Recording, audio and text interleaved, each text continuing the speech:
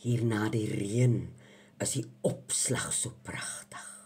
Nou opslag, dis by die wonderlike woord. Jy kry opslag, iemand is op slag kwaad of iemand is op slag in 'n ongeluk oorlede of jy kry opslag.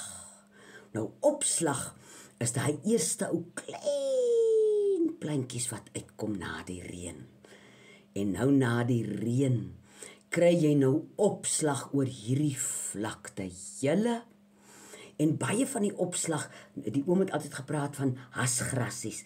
Dis sulke fyn grassies. Jy kan ook sien 'n ou hassie met sy ou fyn lippies, sal so lekker eet daaraan.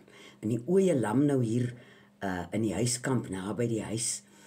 En nou kan ek net dink, as dit daai ou hasgrassies, nou daai sagte grassies, nou die eerste ou kossies is wat die ou lammetjie nou eet. Kan jy nou net dink hoe sal hy nou stoel, want hy het klaar nou bies gekry by sy mamma, en sodra hy aan iets kan begin proe, dan hoef hy nou nie by 'n bossie te begin nie, hy begin by die opslag.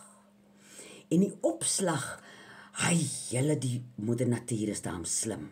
Die opslag kom nou, dat die ander saadjies wat nou moeiliker opgroei, opslag kom nou eerste, dan kom die ander saadjies hier onder die opslag aan. En hulle groei, en die opslag word sterk, en die opslag is ook die eerste een wat begin afgaan en doodgaan, maar teen daai tyd is die klein bossies wat hier onder die opslag groei, is hulle al sterk genoeg in die gang, dat hulle onder die skaduwee en onder die beskerming van hierdie opslagbossie, wat nou besig is om dood te gaan, dat hy nou sy groeikans kry. En as 'n mens nou so kyk hoe die verskillende plante mekaar beskerm, hoe moeder natuur werk, jy kry voor die reën, baie keer kry jy 'n saaiwind, dan sal jy sien sulke rooi wolke stof kom hier onder aan. Nou waai al hierdie sand met saadjies en goed onder 'n bossie in. En as dit begin reën, dan kom die opslaggies eerste en dan kom die bossies. En as dit net vir my te pragtig, want mens noem nou maklik opslag onkruid. Dat is my so 'n lelike woord, soos jy nou 'n jakkals of 'n rooi kat nou 'n ongedierte noem. Dis geen ongedierte en onkruid nie, hy het 'n werk. Hy het 'n werk in die hiërargie van moeder natuur om plantjies aan die groei te kry. En ek het so tyd gelede vir julle vertel van die groene glaanster wat nou so oor die veld is na die eerste reën. En nou is hierdie glaanster het nou 'n grasgroen tapuit geword. En soos die opslag nou afgaan, nou verander die tapuit.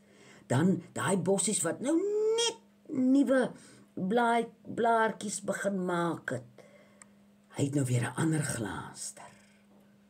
Soos iemand al vir my vra, "Jong, raak jy nie verveel daar op die fontein nie? Dis am so stoksiel alleen." Dan dink ek, julle. Ek sit baie daai iewers op 'n klip en sit ek kyk net. Sit ek kyk hoe lyk die vlak, dan draai ek my weer om, dan sit ek kyk ek weer hoe lyk die berg. Want elke minuut, elke uur van die dag verander die vlak, hoe sy lyk, amper soos die see. En mense wat lief is vir berge sal ook weet, 'n berg verander ook heeltyd. So dis nou die wettige realiteitstelevisie, soos die landskap hier om jou verander. Vandag is dit nou bewolk, hier's vriese en die soorte wolke, en dan skiet hier so 'n sonkol uit, dan sien jy, kyk hoe mooi is dit daar, en dan sien jy weer daar, waar daar nie son is nie, is die glaanster anders.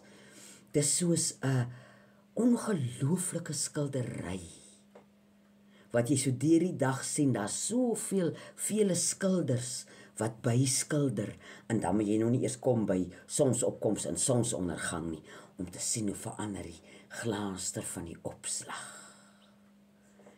En die rykheid in die veld, hier is nou kos, vir iedere dier, en dit laat 'n mens se hart so lekker voel.